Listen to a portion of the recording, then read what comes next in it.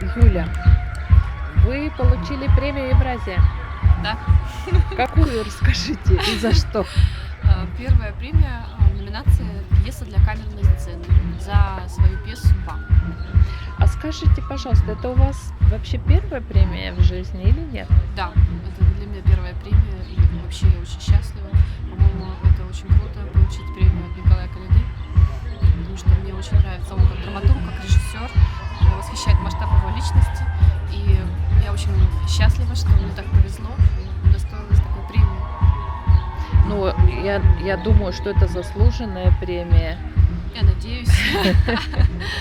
Не мне оценивать. Я только пишу.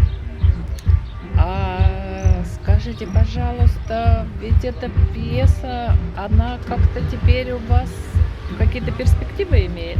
Ее где-то Я печатать? надеюсь, да, потому что Николай Владимирович уже начал о ней рассказывать людям. Она уже будет опубликована в журнале "Современная драматургия". И уже несколько театров мне звонили, спрашивали по поводу нее.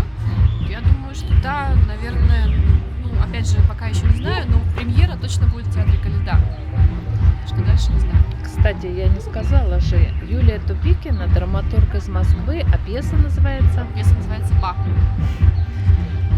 Спасибо большое, Юлечка. Я надеюсь, что мы скоро увидим в театре. Спасибо. Я тоже надеюсь. Очень я бы прилетела на премьеру. Да, и увидимся еще на премьере. Да. Спасибо. Спасибо.